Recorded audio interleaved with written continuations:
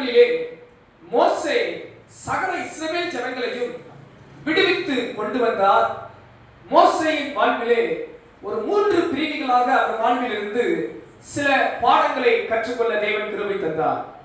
மோசேக்கு 120 வயதாகிய பின்பு அவர் வாழ்வு முடிந்தது. தேவன் அவருடைய வாழ்வை முடித்து பின்பு இந்த சமஸ்த இஸ்ரவேல் ஜனங்களையும் வழிநடத்த ஒரு தலைவர் தேவை. அப்படிப்பட்ட சூழலில் தேவன் ஒரு மனிதனை தேர்ந்தெடுக்கிறார். அவர்தான் யோசுவா, ஒரு நல்ல தலைவன். கரமையேற்றுராமே சொல்லுங்க ஹல்லேலூயா. இந்த நாளிலே யோசுவாவின் வாழ்வில் இருந்து ஆண்டவர் நமக்கு சில பாடங்களை கற்றுக் கொடுக்க போகிறார். அன்பானவர்களே, மோசே இத்தனை லட்ச ஜனங்களை நடத்தி வந்தாலும் அவர் கானானுக்குள் அந்த ஜனங்களை அழைத்து செல்ல முடியவில்லை. கானானுக்குள் சென்று அந்த நிலத்தை பங்கிட்டு தர முடியவில்லை. அவருக்கு பின்பாக ஒரு நல்ல தலைவரை தேவன் தேர்ந்தெடுத்தார். அவர்தான் யோசுவா. உபாகமத்தின் புஸ்தகம் 34ஆம் அதிகாரம் 9ஆம் வசனம் இப்படியாக வாசிக்கிறோம். மோசே நூனின் குமாரனாகிய யோசுவாவின் மேல் தன் கைகளை வைத்தபடியினால் அவன் ஞானத்தின் ஆவியினால் நிறையப்பட்டான். இஸ்ரவேல் புத்திரர் அவனுக்கு கீழ்ப்படிந்து கர்த்தர் மோசேக்கு கட்டளையிட்டபடியே செய்தார்கள். ஆமென் சொல்லுங்க. ஆமென் ஹல்லேலூயா. மோசே தனது கரத்தை யோசுவாவின் மேல் வைத்தார். அவன் ஞானத்தின் ஆவியினால் நிரப்பப்பட்டு சகல இஸ்ரவேல் ஜனங்களை வழிநடத்துகிற ஒரு நல்ல தலைவராய் மாறுகிறார். கரம் உயர்த்தி ஆமென் சொல்லுங்க. அல்லேலூயா. இந்த வார்த்தையை கேட்கிற ஒவ்வொருவரும் நீங்களும் தலைவர்களே. பக்கத்துல பாருங்க, நீங்களும் தலைவர் தான். ஆமென். நீங்க கேட்கலாம், என்ன பாஸ்டர் நாங்க என்ன தலைவர்? கணவனா இருந்தா நீங்க குடும்ப தலைவர், மனைவியா இருந்தா நீங்க குடும்ப தலைவி. உங்க குடும்பத்தை வழிநடத்துகிற பொறுப்பு கணவன்மார்கள் இருந்தால் நீங்கள் குடும்ப தலைவர்களாக இருக்கிறீர்கள். மனைவிகள் குடும்ப தலைவிகளாக இருக்கிறார்கள். இப்படி ஒவ்வொரு காரியத்திலும் வேலை ஸ்தலத்தில் சில பொறுப்புகள் உங்களுக்கு இருக்கும், தலைமைத்துவங்கள் இருக்கும். இது போல ஒவ்வொரு இடங்களிலும் ஏதாவது ஒரு பொறுப்புகள் இருக்கும். படிக்கிற பிள்ளைகளுக்கு படிப்பு ஒரு பொறுப்பு, கல்லூரி படிக்கிற பிள்ளைகளுக்கு கல்லூரி ஒரு பொறுப்பு. இது போல ஏதோ ஒன்றை வழிநடத்துகிற பொறுப்புள்ளவர்களாய் நாம் ஒவ்வொருவரும் இருக்கிறோம். ஒருவேளை சபையில் நீங்கள் ஏதாவது ஒரு ஊழிய பொறுப்பாளர்களாக இருக்கக்கூடும். சபை ஊழியத்தில் ஒரு பொறுப்பாளர்களாக இருப்பீர்கள். ஏதோ ஒரு பொறுப்பை ஆண்டவர் உங்களை நம்பி கொடுத்திருக்கிறார். இந்த மாலை நேரத்திலே ஒரு நல்ல தலைவனின் தகுதி என்ன என்பதை குறித்து யோசுவாவின் வாழ்விலிருந்து சில காரியங்களை கற்றுக்கொள்ள போகிறோம்.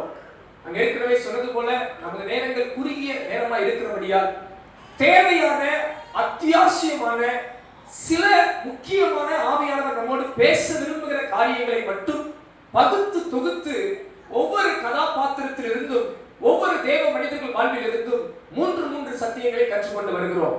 இந்த நாளில் கூட இந்த யோசுவா என்கிற ஒரு நல்ல தலைவன் வாழ்வில் இருந்து ஒரு 3 சத்தியங்களை ஆண்டவர் நமக்கு கற்றுக் கொடுப்பாராக. இந்த சத்தியமானது தலைவர்களாய் காணப்படுகிற உங்கள் ஒவ்வொருவருடைய வாழ்வுக்கும் இது மிக பிரயோஜனமாகவே இருக்கும். விசுவாசிக்கிறவங்க ஆமென் சொல்லலாமா?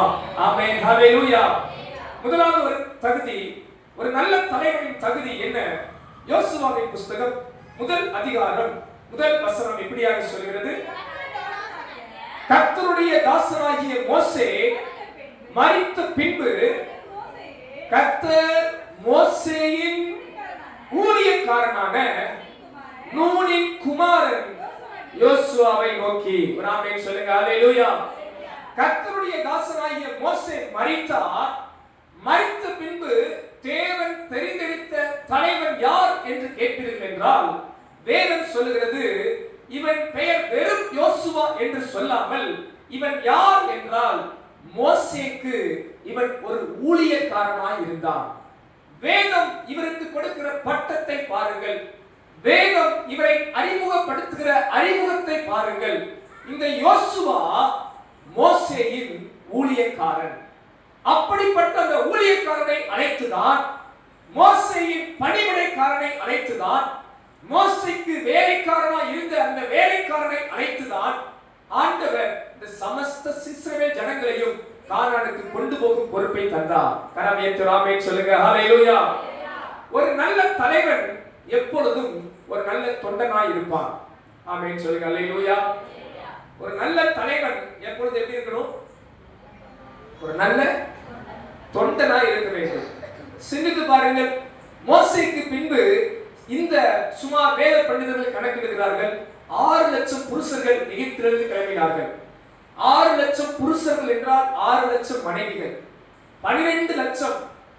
ஒவ்வொரு குடும்பத்துக்கும் 2 பிள்ளைகள் என்றால் 12 லட்சம். சுமார் 24 லட்சம் ஜனங்கள் மட்டும். இது ஒரு ஒப்பீடு, ஒரு கணக்கீடு. இதை அதிகமாகத்தான் இருக்க வாய்ப்பு அதிகம். சுமார் 25 லட்சம் ஜனங்களை வழிநடத்துகிற பொறுப்பில் இருந்த மோசேக்கு பின்பு அவன் பிள்ளைகள் அங்கே தலைவராய் வரவில்லை. இல்லை, மோசே யாரையாவது பார்த்து நல்லவர்களை தேடி கண்டுபிடிக்கவில்லை. தேவன் அடுத்த தலைவரை பார்த்தபோது அவர் பார்த்த ஒரு தகுதி, மோசேக்கு ஒரு வேலைக்காரனாய், ஊழியக்காரனாய், பணிவிடைக்காரனாய், ஒரு தொண்டனாய் இருந்த யோசுவாவை ஒரு தலைவராய் தெரிந்தெடுக்கிறார். கரம் ஏற்று ஆமென் சொல்லலாமா? ஆமென். ஹல்லேலூயா. வேதம் சொல்லுகிறது, மேன்மைக்கு முன்னானது தாழ்மை. கர்த்தருடைய பலத்த கரத்துக்குள் அடங்கி இருக்கிறவர்களை ஏற்ற காலத்தில் கர்த்தர் உயர்த்துகிறார். அன்பானவர்களே, தேவன் நம்மை ஒரு பெரிய தலைவர்களாக, ஒரு பெரிய பொறுப்புக்கும் உயர்வுக்கும் நம்மை உயர்த்த வேண்டும் என்றால் நாம் எப்போதும் கர்த்தருக்கு முன்பாக தாழ்மை உள்ளவர்களாய் இருக்க வேண்டும். நாம் எப்போதும் ஆண்டவருக்கு முன்பாக நம்மை தாழ்த்துகிறவராய் இருக்க முடியும். தன்னைத்தான் தாழ்த்துகிறவன் கர்த்தரால் உயர்த்தப்படத்தக்கதாக, எவன் கர்த்தருக்கு முன்பாக தன்னை தாழ்த்துகிறானோ அவனை கர்த்தர் உயர்த்த வல்லவராய் இருக்கிறார். எத்தனை பேர் ஆமென் சொல்றீங்க? ஹல்லேலூயா. தாழ்த்துகிறவனை தேவன் உயர்த்த வல்லவர். ஒரு நல்ல தலைவனின் தகுதி, அவன் ஒரு நல்ல தொண்டனாய், சேவகனாய், பணிவிடைக்காரனாய், ஊழியக்காரனாய் இருக்க வேண்டும் என்பது வேத சட்டம். ஆண்டவர் இயேசு அழகாய் சொன்னார், உங்களில் எவன் முதன்மையாய் இருக்க வேண்டுமோ அவன் முதலாவது பணிவிடைக்காரனாய் இருக்க கடவன். இயேசுவின் சீசர்களுக்குள் யார் முதன்மையானவர்கள் என்ற போட்டி வந்தது. 12 பேருக்குள்ளேயே நீ பெருசா நான் பெருசா, நீ ஃபர்ஸ்டா நான் ஃபர்ஸ்டா என்ற எண்ணம் வந்தபோது ஆண்டவர் சிம்பிளா நீ ஃபர்ஸ்ட் நீ செகண்ட் சொல்லல. அப்பா, உங்களுக்குள்ள யாராவது முதன்மையா இருக்கணும்னு விரும்புனீங்களா, முதல்ல நீங்க எப்படி இருங்க? பணிவிடைக்காரனாக, ஒரு ஊழியக்காரனாக, ஒரு தொண்டனாக, சேவகனாக, ஒரு வேலையாளாக யார் முதல் தன்னை அர்ப்பணிக்கிறார்களோ அவர்கள்தான் முதன்மையானவர்களாய் மாற முடியும். கரம் ஏற்று ஆமென் சொல்லுங்க. அல்லேலூயா. இயேசுவின் மரணம் நெருங்குகிறது. இயேசு சிலுவையில் மரிக்க போகிற தருவாயில் அவர்களுக்கு ஆண்டவர் நல்ல பாடத்தை கற்றுக் கொடுத்தார். அவர் தாமே சீசனுடைய பாதங்களை கழுவ ஆரம்பித்தார். எஜமான், குரு, ரபி, ஆண்டவர், மேசியா, ரட்சகர், இந்த வானத்தையும் பூமியையும் படைத்த சர்வ சிருஷ்டிகர், அப்படிப்பட்ட வல்ல தேவன் தமது சீசர்களுக்கு ஒரு பாடத்தை கற்றுக் கொடுக்கிறார். நான் உங்களுக்கு மேலானவராய் இருந்தும் நான் உங்கள் முன்பாக தாழ்மையின் பாடத்தை கற்றுக் கொடுக்கிறேன் என்று தாழ்மையின் பாடத்தை ஆண்டவர் இயேசு போதித்தார். விசுவாசமாக ஆமென் சொல்ல முடியுமா? அல்லேலூயா. அருகாமையில் இருக்கிறவங்களை பார்த்து சிரிச்சுக்கிட்டே சொல்லுங்க, நீங்க ஒரு நல்ல தலைவராய் மாற வேண்டும் என்றால் ஒரு நல்ல தொண்டராய் இருக்க வேண்டும். அல்லேலூயா. பணிவிடைக்காரர்கள், ஊழியக்காரர்கள், சேவகம் பண்ணுகிறவர்கள், தங்களை தாழ்த்துகிறவர்களை தான் தேவன் உயர்த்த வல்லவராய் இருக்கிறார். ஆமென். ஹல்லேலூயா. என்னுடைய ஊழிய பாதையை நான் திரும்பி பார்க்கிறேன். எங்க பாஸ்டர், எங்க ஊழியர்கள் எங்களுக்கு கற்றுக் கொடுத்த காரியங்களை சிந்தித்து பார்க்கிறேன். எங்களுக்கு முதல்ல எங்களுக்கு சபையை நம்பி கொடுத்த ஊழியம் என்ன தெரியுங்களா? ரெஸ்ட் ரூம் கழுவுறது. நான் முதல்ல சபையை செஞ்ச ஊழியம் ரெஸ்ட் ரூம் கழுவுற ஒரு ஊழியம். பாத்ரூம் கழுவுற வேலை தான் சபையில எனக்கு கொடுத்த முதல் வேலை. சபையில எனக்கு ஒரு 10-15 வருஷம், நான் இள வயதுல இருக்கும்போது எங்க சபையில ஒரு காணிக்கை பட்டியல் பாட விட மாட்டாங்களான்னு ஏங்குறது உண்டு. என்னை ஒரு நாள் ஒருபோதும் நான் வளர்ந்த சபையில எனக்கு மைக்கு கொடுத்து பாடவே விடல. ஒரு காணிக்கை பாடல கூட எங்க சபையில நான் வளர்ந்த சபை, நான் இருந்த சபை, ஒரு காணிக்கை பாடல் கூட நாங்க பாடுறது இல்லை. ஆனா எனக்கு அந்த சபையில கிடைத்த முதல் பணிவிடை வேலை, எனக்கு முதல் ஊழியமே ரெஸ்ட் ரூம் கழுவுற வேலை, பாத்ரூம் கழுவுற வேலை தான் நான் செஞ்சேன். அண்ணா ஊழியத்துக்கு வந்த பின்பும் அதே சபையில நான் ஒரே நபராய், அந்த சபையின் அளவு மிக பெரியதா இருக்கும். குறைஞ்சு ஒரு 4000 சதுரடி இடமுள்ள பெரிய ஹால். ஒரே நபராய் அதை கிளீன் பண்ணி மாப் போடுவேன். ஆண்டவருக்கு முன்பாக தாழ்த்துகிற ஒவ்வொரு தேவ பிள்ளைகளும் கர்த்தரால் உயர்த்தப்படுவது நிச்சயமே. அல்லேலூயா. ஆனா அதே சபையில நான் ஒரு விசுவாசியா காணிக்க பாடல, ஒரு ஊழியக்காரனா எல்லா சபையிலும் ஆராதனை நடத்த கர்த்தர் எனக்கு கிருபை தந்தார். அல்லேலூயா. நான் நினைச்சேன் ஒரு விசுவாசியா ஒரு காணிக்க பாட்டு நல்லா இருக்கும்னு ஆசைப்பட்டேன். அவருக்கு முன்பாக தாழ்த்தின என்னை 5 ஆராதனையிலும் ஆராதனை நடத்துகிற ஒரு ஆராதனை வீரராய் என்னை அந்த சபையில கர்த்தர் நிலைநிறுத்தினார். அன்பார்களே, நமது வாழ்வை சிந்தித்து பாருங்க. பல நேரங்களில் அநேக தேவ பிள்ளைகள் உயர்வுகளை விரும்புவார்கள், அவர்களை மேன்மைப்படுத்த வேண்டும் நினைப்பார்கள், அவர்களை மேலாக உயர்த்த வேண்டும் என்று நினைப்பார்கள். நான் தாழ்மையா சொல்றேன், உயர்வுகளை நீங்க நாடி தேடி ஓடாதீங்க, மேன்மைகளை நீங்க ரொம்ப விரும்பி ஓடாதீங்க. புகழ்ச்சி, மனுஷனுக்கு வருகிற புகழ்ச்சி கண்ணி, உயர்வுகளை தருகிறவர் தேவன். வேதம் சொல்கிறார், அவர் ஒருவரை உயர்த்துகிறவரும் தாழ்த்துகிறவருமாய் இருக்கிறார். ஆதலால் உயர்வுகளையும் மேன்மைகளையும் ரொம்ப விரும்பாம கர்த்தருக்கு முன்பாக உங்களை தாழ்த்தி இருப்பீர்கள் என்றால், ஆண்டவர் கரத்தில் உங்களை அடங்கி இருப்பீர்கள் என்றால், கர்த்தர் உங்களை ஏற்ற நிலையில் உயர்த்துவார். ஹல்லேலூயா. ஒரு மோசேக்கு கீழ் அடங்காத எந்த யோசுவாவும் ஒரு தலைவனாய் மாற முடியாது. அன்பானவர்களே, உங்களை நீங்க ஒரு கட்டுப்பாட்டுல, ஒரு பணிவிடையில, ஒரு தொண்டனா தேவன் விரும்புகிறபடி உங்களை கட்டுப்படுத்தி வாழாவிட்டால், உங்களை தேவன் விரும்புகிற அளவுக்கு நீங்கள் பெரிய உயர்வை அடைவது கடினமே. எத்தனை பேர் ஆமென் சொல்ல முடியும்? அல்லேலூயா. பக்கத்துல சொல்லுங்க, உங்களை உயர்த்தணும்னா ஆண்டவருக்கு முன்பாக உங்களை தாழ்த்த வேண்டும். அல்லேலூயா. ஒரு நல்ல தலைவன் எப்பொழுதும் கீழிருந்து வருகிறானே ஒழிய மேலிருந்து குதிப்பதில்லை. எத்தனை பேர் ஆமென் சொல்றீங்க? ஒரு நல்ல தலைவன் எங்க இருந்து தான் வர்றார்? கீழிருந்து தான் வர முடியுமே ஒழிய மேலிருந்து வானத்திலிருந்து குதிப்பதில்லை. அன்பானவர்களே, நமது வாழ்க்கையில நீங்க ஒரு நல்ல ஒரு தலைவியாய் உங்க வீட்டில் இருக்கணுமா? ஒரு நல்ல கணவனாய், நல்ல மனைவியாய், நல்ல குடும்ப தலைவராய், தலைவியாய், உங்களுக்கு தேவன் கொடுத்த பொறுப்புகள், ஊழியங்கள், வேலைகள் எல்லாவற்றிலும் நீங்கள் ஒரு நல்ல தலைவர்களாய் இருக்க வேண்டுமா? மறந்துடாதீங்க, நீங்க முதல்ல ஒரு நல்ல தொண்டர்களாய் மாற வேண்டும். அப்படிப்பட்டவர்களை தேவன் உயர்த்த வல்லவராய் இருக்கிறார். ஹல்லேலூயா. இந்த சபையில உங்களை உற்சாகப்படுத்துறேன். பாஸ்டர் சொல்லிதான் செய்யணும்னு ஒரு நாள் ஒருபோது எதை நினைக்காதீங்க. கர்த்தருக்காக எதையும் செய்யுங்கள். நீங்கள் எதை செய்தாலும் மனுஷருக்கென்று செய்யாமல் கர்த்தருக்கென்றே செய்யுங்கள். ஹல்லேலூயா. அன்பானவர்களே, சபையில் செய்கிற சின்ன சின்ன பணிவிடை ஊழியங்களை கூட நான் தாழ்மையா சொல்கிறேன், அதை நீங்கள் மனுஷருக்கு அல்ல கர்த்தருக்கே செய்கிறீர்கள். அன்பானவர்களே, உங்களை தேவன் ஆசீர்வதிப்பார். என் வாழ்க்கையில் ஆண்டவர் கற்றுக் கொடுத்த ஒரு பாடம், அவனவன் கிரியைக்கு தக்க பலனை கர்த்தர் அவனவனுக்கு கொடுப்பார். அதை வாழ்க்கையில நான் அனுபவித்திருக்கிறேன், ஜனங்கள் வாழ்க்கையில பார்த்திருக்கிறேன். உங்கள் கிரியைக்கு தக்க பலனை தேவன் தருவார். யோசுவா ஒரு நாள் நினைச்சதில்லை, நான் மோசேக்கு வேலை பார்த்துக்கிட்டே இருக்கிறேன், 120 வயது ஆயிடுச்சு, சீக்கிரம் செத்தா நம்ம தலைவராகலாம் அப்படிலாம் அவர் நினைக்கல. நம்ம இன்னைக்கு தலைவராகவும் அவர் விரும்பல. இவருடைய வேலை பணிவிடை வேலை செய்து கொண்டிருந்தார், ஒரு ஊழியனாய் இருந்தார். ஏற்ற வேலையை கர்த்தர் இவனை ஒரு தலைவனாய் மாற்றினார். அன்பானவர்களே, உங்களை நம்பி ஆண்டவர் கொடுக்கிற ஒவ்வொரு காரியத்திலும் நல்ல பணிவிடை ஆவி நமக்குள்ள வேண்டும். நமக்குள்ள பணிவிடை ஆவி வேண்டும், தாழ்மையின் ஆவி வேண்டும். நாம் ஒரு உயர்வுக்கு போவதற்கு முன்பாக நம்ம தாழ்ந்த எண்ணமுள்ளவர்களாக இருக்க வேண்டும். எதையும் செய்வதற்கு வெட்கப்படக்கூடாது. சில தேவ பிள்ளைகள் பாருங்களேன், சாதாரணமா இருக்கிற நிலைமையை நல்லா செய்வாங்க. ஒரு உயர்வுக்கு வந்துட்டாங்கன்னா, ஒரு ஸ்டேட்டஸ்க்கு வந்துட்டாங்கன்னா அவங்களால என்ன பண்ண முடியாது? இறங்க முடியாது. இறங்குறது கெட்ட வராது மனசு. ஆனா அன்பர்களே, தாழ்மையை உங்களை உற்சாகப்படுத்துறேன், நம்ம எந்த உயர்வுக்கு போனாலும் கர்த்தருக்கு முன்பாக நம்மை தாழ்த்த வெட்கப்படவே கூடாது. தாவீது ராஜா உடன்படிக்கை பெட்டி முன்பாக ஆடுகிறார், சொந்த மனைவியை உதாசீனப்படுத்தினார். நீ ராஜா இப்படி ஆடுகிறாயே என்று சொந்த மனைவியை அவனை உதாசீனப்படுத்தினார். அவன் சிரிச்சுக்கிட்டே சொல்றான், இன்னைக்கு தான் நான் ராஜா. ஏசப்பா, ஆண்டவர் என்னை அபிஷேகம் பண்ணும்போது நான் ஒரு சாதாரண ஆடு மேய்ப்பேன். இன்னைக்கு தான் நான் அரசன். ஆனால் ஆண்டவர் என்னை பார்த்த போது, இந்த இஸ்ரவேல் தேசத்தார் என்னை அறியாத போது நான் ஒரு சாதாரண ஆடு மேய்ப்பேன். இதுதான் உண்மையான தாழ்மையின் இதயம். அன்பானவர்களே, நம்ம உயர்வு வந்தோமே உயர்வை நினைப்போம். எந்த நிலைமையிலிருந்து கர்த்தர் நம்மை தூக்கி எடுத்தார் என்பதை பல நிலையில் மறந்து போவோம். ஆனால் இந்த மாலை நேரத்தில் உங்களை தாழ்மையா உற்சாகப்படுத்துகிறேன். நீங்கள் ஒரு நல்ல தலைவர்களாக எழும்ப வேண்டும் என்றால், நீங்கள் நல்ல ஒரு தொண்டர்களாக பணிவிடை ஆவி உள்ளவர்களாக, ஊழிய சிந்தை உள்ளவர்களாக, தன்னைத்தான் தாழ்த்துகிற எண்ணமுடையவர்களாக இருப்பீர்கள் என்றால் கர்த்தர் உங்களை நிச்சயமாய் ஆசீர்வதிப்பார். ஹல்லேலூயா. சபையில் கொடுக்கப்படுகிற சின்ன சின்ன வேலைகளை கூட மன மகிழ்ச்சியா செய்யுங்க. சிலர் பாருங்க, சர்ச்சில் ஒரு வேலை செய்யும்போது முறுமுறுத்துக்கிட்டே செய்வாங்க.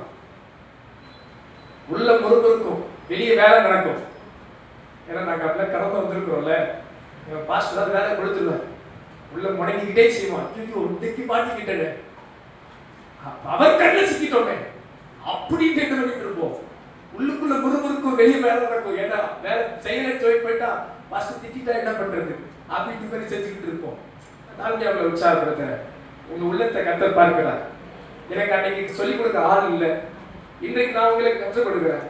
நீங்க சபையில செய்ய சின்ன பணிவிடையோ பெரிய பணிவிடையோ கர்த்தருக்காக செய்யுங்க.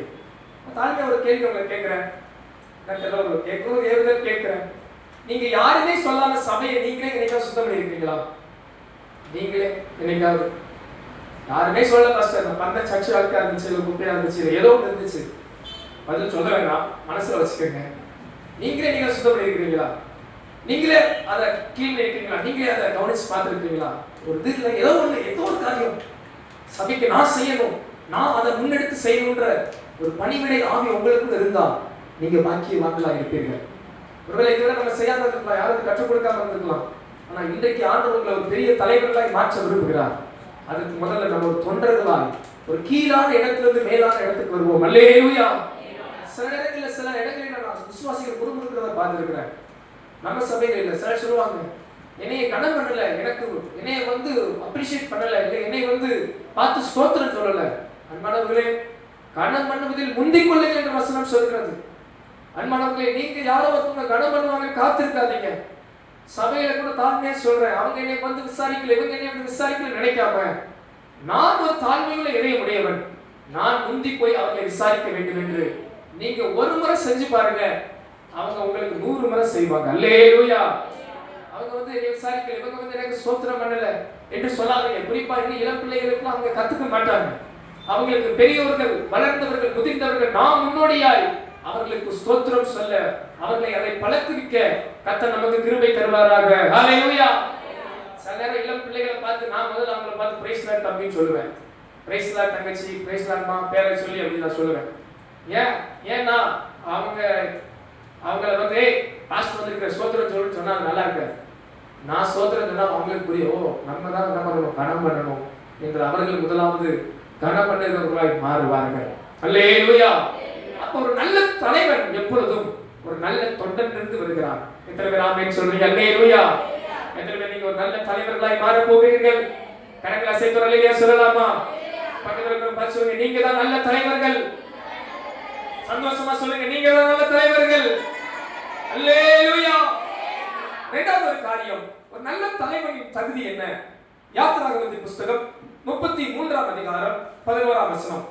யாத்திராகமம் 33:11. ஒருவன் தன் சிநேகிதனோடு பேசுவது போல கர்த்தர் மோசேயோடு கூட முகமுகமாய் பேசினார். பின்பு அவன் பாளையத்துக்கு திரும்பினான். நூனின் குமாரனாகிய யோசுவா என்னும் அவனுடைய பணிவிடைக்காரனாகிய வாலிபன் ஆசாரிப்பு கூடாரத்தை விட்டு பிரியாதிருந்தான். ஒரு ஆமென் சொல்லுங்க. அல்லேலூயா. இங்கே 2 நபரை குறித்து வேதம் சொல்கிறது. மோசே ஆசாரிப்பு கூடாரத்தில் கர்த்தரோடு முகமுகமாய் பேசுகிறார். அவருக்கு பணிவிடைக்காரனா இருக்கிற யோசுவா கூடவே இருந்து வெளியே எடுத்து பார்த்துட்டே இருக்கிறார். என்ன பண்றாரு மோசே? உள்ள போறார், ஆண்டவர்கிட்ட பேசுறார் அப்படின்னு பார்க்கிறார். பேசி முடிச்சோடனே மோசே ஆலயத்தை விட்டு, ஆசாரிப்பு கூடாரத்தை விட்டு பாளையத்துக்கு போய் விடுகிறார்.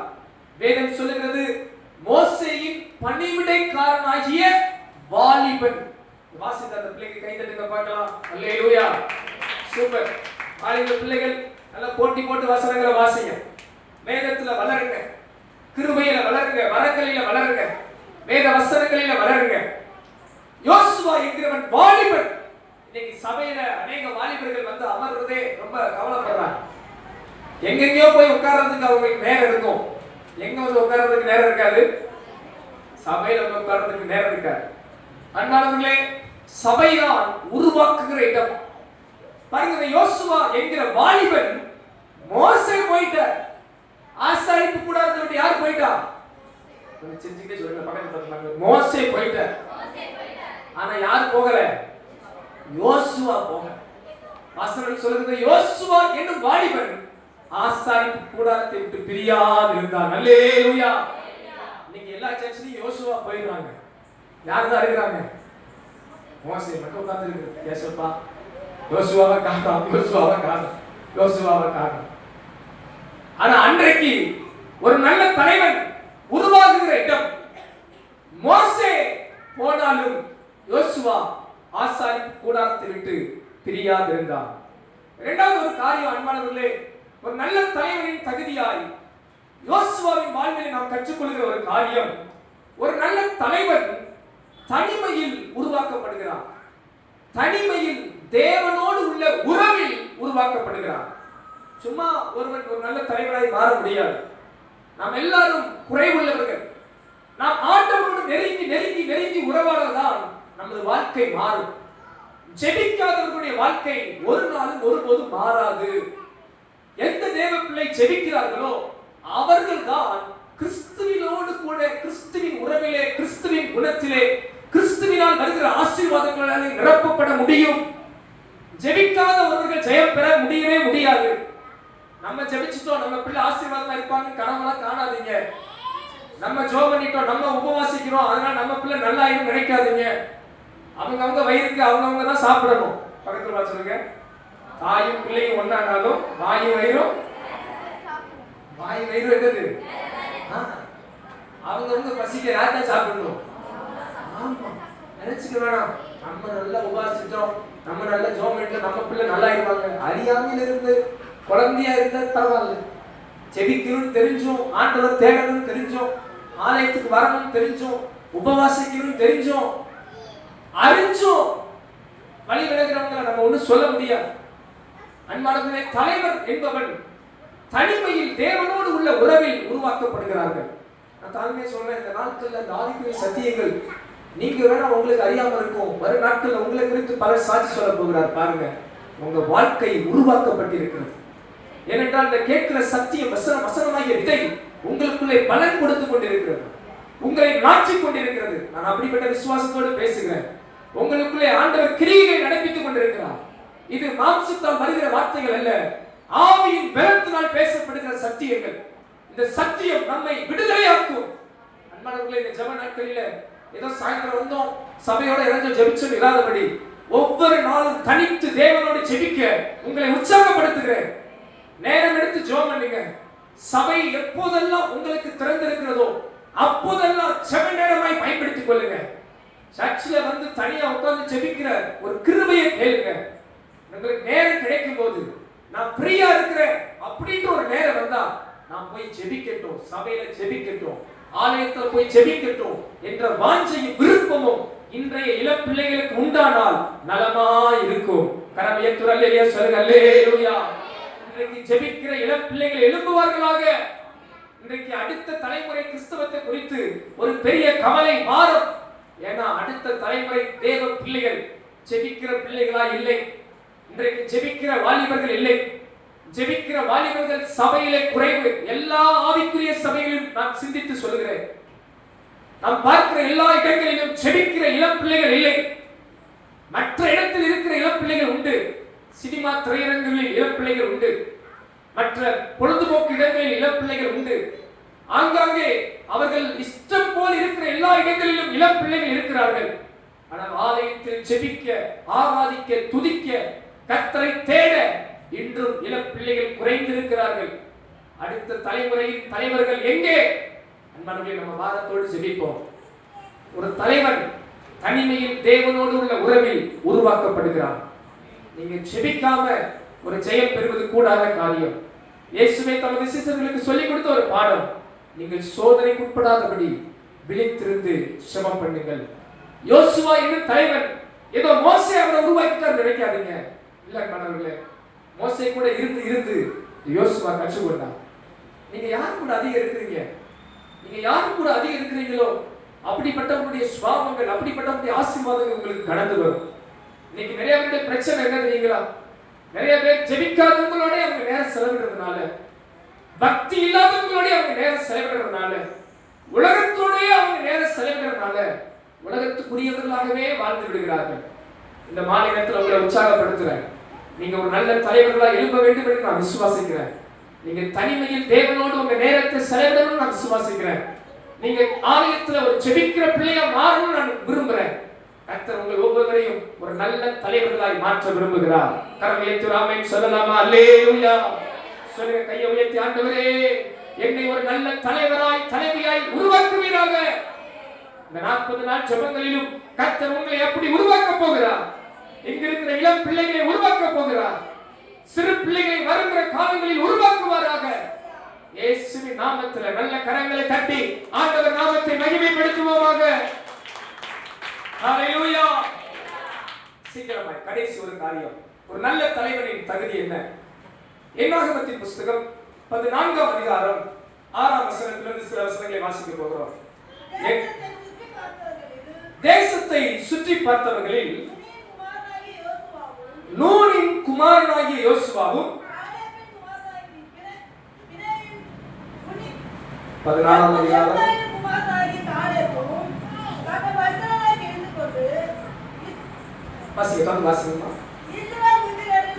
இஸ்ரவேல் புத்திரரின் சமஸ்த சபையையும் நோக்கி, நாங்கள் போய் சுற்றி பார்த்து சோதித்த தேசம் மகா நல்ல தேசம்.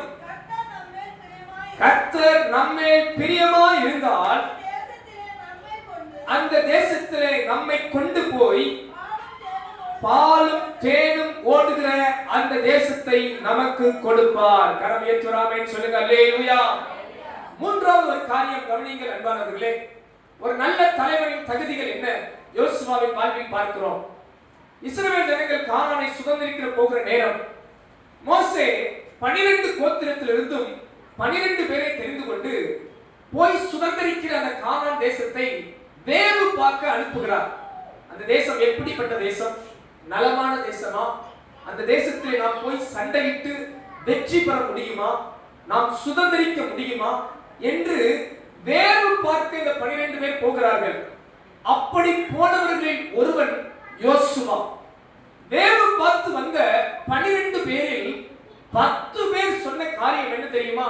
ஐயோ, அந்த தேசத்தில் ராட்சத புஸ்தகங்கள் இருக்கிறார்கள், நாம் போய் சண்டையிட முடியாது, நாம் ஒரு வெட்டுக்கிளி போல் இருக்கிறோம், நாம் அழிந்து போவோம் என்று தவறான செய்தி, துர்ச்செய்தியை சொன்னார்கள். இதை கேட்டபோது சகல இஸ்ரவேல் ஜனங்களும் அழுதார்கள், முறுமுறுத்தார்கள். ஐயோ, அழியும்படி நாங்கள் வந்துவிட்டோமே என்று கவலைப்பட்டார்கள். ஆனால் வேதம் சொல்கிறது, யோசுவாவும் காலேபும் மாத்திரம் என்ன சொன்னார்கள் தெரியுமா? நாம் போய் சுற்றி பார்த்த தேசம் நல்ல தேசம். கர்த்தர் நம்மை பிரியமா இருந்தால் அந்த தேசத்தில் நம்மை கொண்டு போய் பால் தேனும் ஓடுகிற தேசத்தை நமக்கு கொடுப்பார் என்று சொன்னார்கள். கரம் உயர்த்தி ஆமென் சொல்லுங்க. அல்லேலூயா. ஒரு நல்ல தலைவன் என்பவன் ஒரு நல்ல விசுவாச வீரனாய் இருக்க வேண்டும். ஒரு ஆமென் சொல்லுங்க. அல்லேலூயா. ஒரு விசுவாச வீரன் தான் நல்ல தலைவன். கூட வந்த 10 பேரும் குறைகளையும் முறுமுறுப்புகளையும் துர்ச்செய்திகளையும் சொன்னபோது இந்த யோசுவா சொல்கிறான், அப்படி இல்லப்பா, நீங்க அப்படிலாம் நினைக்காதீங்க, நம்ம பார்த்து வந்த தேசம் நல்ல தேசம். கர்த்தர் நம்மை பிரியமா இருந்தார் அந்த தேசத்துக்கு நம்மை கர்த்தர் கொண்டு போவார், அந்த தேசத்தை கர்த்தர் நமக்கு தருவார். ஆமென் சொல்லுங்க. அல்லேலூயா. அன்பானவர்களே, நீங்க ஒரு நல்ல குடும்ப தலைவராய் தலைவியாய் ஒரு நல்ல பொறுப்பாளர்களாய் நல்ல ஒரு ஆலயத்தில் விசுவாச பிள்ளைகளாய் இப்படி எல்லா விதத்திலும் ஒரு நல்ல தலைவராய் மாற வேண்டும் என்றால் நீங்கள் ஒரு நல்ல விசுவாச வீரராய் இருக்க வேண்டும். 1000 பேர் குறை சொன்னாலும், 1000 பேர் முறுமுறுத்தாலும், 1000 பேர் இது நடக்காது, முடியாது, கூடாது, அவிசுவாசமான வார்த்தைகளை சொன்னாலும் நீங்கள் ஒருவர் எழும்பி என்று சொல்ல வேண்டும், நம் தேவன் நம்மோடு இருக்கிறபடியா முடியாது என்று சொல்வதற்கு ஒன்றுமில்லை. நாம் முறுமுறுக்க வேண்டிய அவசியம் இல்லை, குறை சொல்ல வேண்டிய அவசியம் இல்லை, துர்ச்செய்தி சொல்ல வேண்டிய அவசியம் இல்லை. கர்த்தர் சொன்ன வாக்கின்படி ஆண்டவர் நமக்கு செய்ய வல்லவராய் இருக்கிறார் என்ற விசுவாசம் ஒரு நல்ல தலைவனுக்கு இருக்க வேண்டும். அல்லேலூயா. பக்கத்துல பார்த்து கேட்கலாமா, நீங்க ஒரு நல்ல தலைவரா இருக்கணும்னா ஒரு நல்ல விசுவாச வீரனா இருக்க வேண்டும். ஹalleluya. ஆனா நீங்க என்ன பிரச்சனை? வீட்ல ஒரு ஆள் வந்து குறை சொன்னா கூட நம்மளுக்கு வந்து கையை பிடிச்சிட்டு ஆமா ஆமா இது சரியில்லை அது சரியில்லை. அவங்க அழுகிறது பார்த்தா நம்மனு அழுது எல்லாரும் கண்ண தொடச்சு நீரா ஆறா வீடு நிறைய ஓடி பக்கத்து வீட்லயும் கிளம்பி வலிஞ்சு நம்ம அழுது பார்த்தாலும் பக்கத்து வீட்டுக்காரட்டையும் போய் எல்லாம் ஒப்பாரி வச்சு ஐயோ ஐயோ ஐயோ கர்த்தாவே யாருதான் வந்து நம்ம தூக்கி விடுறது? விசுவாச குறைவு நமக்குள்ள இருக்கக்கூடாது. ஒரு நல்ல தலைவன் தொலைதூர எதிர்காலத்தை குறித்த ஒரு நல்ல விசுவாசமும் நல்ல நம்பிக்கை உடையவங்களா இருக்கணும். உங்க பிள்ளைகள் இடறி விழும் போது நம்பிக்கையை ஊட்டுங்க. உங்க குடும்பத்துல யாராவது தவறும் போது நம்பிக்கை வார்த்தையை சொல்லுங்க. எங்கேயாவது ஒரு இடத்துல தான் விழுந்திருப்பாங்க, முதல் இடத்துல தான் விழுவாங்க, அடுத்த இடத்துல எந்திரிச்சிருவாங்க. முதல் இடத்துல விழும்போதே சொல்லாதீங்க ஆமா நீ எப்பயும் விழுந்துருவ, எப்பயும் நல்லா செய்ய மாட்ட, நீ என்னைக்குதான் நல்லா செஞ்ச, நீ என்னைக்குதான் உருப்பிட்ட. நம்ம ஆட்கள் என்ன பண்ணுவாங்க? சனியனு பிசாசு பேய நாய என்னென்ன இருக்கோ நம்ம வீட்டுல இருக்கிறாங்க நம்மளே என்ன பண்ணிடுவோம்? நீங்களும் அப்படி சொல்ற ஆள் இல்லை, அதனாலதான் அமைதியா இருக்கிறீங்க. சோத்திரம். நம்மளே நம்ம வீட்டுல இருக்கிற ஆள் தான் எப்படிதான் பேய நாயே சனியனு அப்ப நினைச்சுக்க வேண்டியதான். நம்ம யாரோட குடும்பம் நடத்திக்கிட்டு இருக்கிறோம்? நான் சொல்லல, நீங்க தான் சொல்றீங்க. அப்படிப்பட்ட ஆளோட குடும்பம் நடத்தி அவங்க ஒரு சின்ன தவறு பண்ணும்போது அறியாம பண்ணுவாங்க. நான் தாழ்மையா சொல்றேன், நீங்க விசுவாசத்தை ஊட்டி நம்பிக்கையை ஊட்டி அதுக்காக தவற மொழிகி போக சொல்லல, தவற திருத்த வேண்டாம்னு சொல்லல, அதை திருத்துகிற வண்ணமா திருத்தி அவங்களை உற்சாகப்படுத்தி நம்பிக்கையை ஊட்டி விசுவாசத்தை கொடுத்து முன்னேறுவதற்கு என்ன வழியோ அதை செய்வதற்கு ஆண்டவர் நமக்கு பலன் தருவாராக. அல்லேலூயா. ஆமென் சொல்றீங்க? அல்லேலூயா. ஒரு ஆள் வந்து முறுமுறுத்தான கூட சேர்ந்து உட்கார்ந்து கூட முறுமுறுக்கிற ஆளா இருக்கக்கூடாது. ஒரு ஆள் வந்து துர்ச்செய்தி பரப்புறான்னா நம்மளும் சேர்ந்து துர்ச்செய்தி பரப்புறவங்களா இருக்கக்கூடாது. நீங்கள் நானும் ஒரு நல்ல தலைவர்கள் விசுவாசத்தை கடத்த வேண்டும், விசுவாசமான வார்த்தைகளை சொல்ல வேண்டும், நம்பிக்கையான வார்த்தைகளை சொல்ல வேண்டும். அல்லேலூயா. ஒருத்தர் வந்து சாக போற நிலைமையில இருந்தானா டாக்டர் சொல்லிட்டார் எனக்கு இந்த கேன்சர் வியாதி வந்துருச்சா 3 மாசத்துல சாக போறானா அப்படின்னு கையை பிடிச்சு ஆமாப்பா நேற்று ஒரு ஆளை பார்த்தேன் அவங்களுக்கு கேன்சர் வந்தாங்க ஒரே மாசத்துல செத்து போயிட்டாங்க அப்படின்னு சொன்னீங்கன்னா ஒரு 3 மாசம் வாழலாம் நினைச்சவர் என்ன ஆயிடுவாரு? நீங்க என்ன சொல்லணும்? ஐயா என்ன எப்படி சொல்ற? எத்தனையோ பேர் கேன்சர் வியாதி ஏசுனா குணமாக்கி இருக்காரு, பாரு 30 வருஷம் வாழ போற அப்படி சொல்லணும். அல்லேலூயா. அப்படி சொன்னேன்னு வச்சுக்கோங்களேன், வியாதி குணமாகவே இல்லையோ அப்பா 30 வருஷம் நான் என்ன போறேன் வாழ போறேன் அப்படின்னு என்ன பண்ணுவோம்? நம்பிக்கையோட போவான். ஆனா நம்ம ஆட்கள் அப்படி தெரியுமா? ஐயோ ஐயோ. ஒரு முறை பாஸ்டர் உடல்நிலை சரியில்லாதப்பையும் ஒரு சின்ன ஒரு ஆபரேஷன், ஒரு டாக்டர் அது தம்பி ஆபரேஷன் தியேட்டருக்குள்ள போகும்போது இதே பார்த்து சார் கடைசியா பேசிக்கேங்கன்னா நான் சிரிச்சுக்கிட்டே அவளை பார்த்தேன். எனக்கு தெரியும் என் ஆட்கள் எப்படிப்பட்டவர். தம்பிக்கு அனுபவம் பத்தல, அந்த ஹாஸ்பிட்டல் அந்த நேரத்தில் அவனுக்கு பாடம் நடத்த முடியாது, விசுவாசியா சொல்லிக் கொடுக்கலாம், அவனுக்கு நம்ம என்ன சொல்லிக் கொடுக்கறது? தம்பிக்கு அனுபவம் பத்தல. ரசிக்கப்படாத ஆளே இல்லை யாரோ ஒருத்த ஐயோ இந்த சாத்திர சமுதாயில பாக்குறவனா முதல்ல என் பொண்டாட்டியை வெளியே கொண்டு வா, ஆபரேஷன் பண்ண வேண்டாம், ஒன்றும் பண்ண வேண்டாம், நோயா இருந்தாலும் வியாதியா இருந்தாலும் என் கூட கடைசி வரைக்கும். சிலர் பாருங்க துர்ச்செய்தி பரப்புறதுல முறுமுறுக்கிறதுல ஒன்றா நம்பரா இருப்பாங்க. இந்த மாநிலத்தில் உங்களை உற்சாகப்படுத்துறேன், நீங்க ஒரு நல்ல தலைவர்களா இருக்க வேண்டும் என்றால் ஒரு விசுவாச வீரர்களாக மாற வேண்டும், விசுவாசத்தை கடத்த வேண்டும், நம்பிக்கையை கடத்த வேண்டும். ஒரு நல்ல தலைவன் ஒரு நல்ல விசுவாச வீரனா இருப்பான். நான் தாழ்மையா எனக்கு ஜெபிக்கிற சில காரியத்தை உங்களுக்கு நான் சொல்லிக் கொடுக்குறேன். என் நாவில அவிசுவாசமான வார்த்தைகள் ஒரு நாளும் ஒருபோதும் வராதபடி கர்த்தர் என்னை காப்பாராக. அன்பானவர்களே, உங்க நாவில விசுவாசமான வார்த்தைகளே வரட்டும். ஆமென் சொல்ல மாட்டேங்கிறீங்க பார்த்தீங்களா? அதெல்லாம் ஒரு விசுவாசமான வார்த்தை. ஒரு அல்லேலூயா ஆமென் சொல்றதெல்லாம் ஆமென். என் நாவில நான் பேசினா எப்படி இருக்கணும்? விசுவாசமான வார்த்தை இருக்கணும். நம்மகிட்ட ஒரு ஆள் 5 நிமிஷம் பேசிட்டா ஆவியில விசுவாசம் பல கொள்ளணும். அல்லேலூயா. 5 நிமிஷம் சில பேசுறதுக்காக போன் பண்ணுவான், அதுக்காக பாஸ்டர் பேசுறான்னு போன் அடிச்சிடாதீங்க. சரி சும்மா இருப்பாரு. இப்ப இருக்கிற ஊழியம் எங்களுக்காக ரொம்ப ஜெபம் பண்ணுங்க. அப்படின்னு கர்த்தர் கொடுத்த ஊழியத்தை நாங்க இன்னும் நல்லா செய்யணும். ஆண்டவருக்காக எழுப்பி பிரகாசிக்கணும். ஹல்லேலூயா. அப்ப பாருங்க, நம்ம பேசும்போது அவர்களுடைய இதயங்கள் அனல் கொள்ளணும். எம்மாவூர் சீசரோட இயேசு கடந்து சென்று பேசும்போது அவருடைய இதயம் அனல் கொண்டது. அன்பானவர்களே, நமது வார்த்தையில் விசுவாசமான வார்த்தைகள் வெளிப்படுமானால் நாம் அநேகரை உயிர்ப்பிக்கலாம், மீட்டெடுக்கலாம். நாம் ஒரு நல்ல தலைவர்களாய் மாறலாம். யோசுவா ஒரு விசுவாச வீரனாய் இருந்தார். அல்லேலூயா. நீங்களும் நானும் ஒரு நல்ல தலைவராய் இருக்க தேவன் விரும்புகிறார். யோசுவாவை போல ஒரு நல்ல தலைவன், தொண்டன், பணிவிடைக்காரன், ஊழியக்காரன், சேவகம் பண்ணுகிறவனாய் இருக்க வேண்டும், கற்றுக்கொள்கிறவனாய் இருக்க வேண்டும். The leaders are learners. கற்றுக்கொண்டவர்களாய், கற்றுக்கொண்டு வழிநடத்துகிறவர்களாய் மாற வேண்டும். அல்லேலூயா. ஒரு லீடர், ஒரு நல்ல ஒரு இரண்டாவது காரியம் என்ன சொன்னேன்? தேவனோடு உள்ள உறவிலே அவர்கள் உருவாக்குகிறவர்களாய் மாற வேண்டும். The leaders are the loners. ஆண்டவரோடு தனிமையில் உருவாக்கப்படுகிறவர்களாய் மாற வேண்டும். அல்லேலூயா. மூன்றாவது காரியம், தலைவர்கள் விசுவாச வீரர்கள். The leaders, the long visioners. ஒரு நம்பிக்கையோடு, ஒரு தொலைநோக்கு பார்வையோடு விசுவாச வீரர்களாய் இருக்க வேண்டும். அப்படிப்பட்டவர்களை தேவன் ஒரு நல்ல தலைவர்களாய் மாற்றுகிறார். நல்ல கரங்களை தட்டி ஆண்டவரை ஸ்தோத்திரம் பண்ணுவோமா? ஸ்தோத்திரம், ஸ்தோத்திரம், ஸ்தோத்திரம். அல்லேலூயா.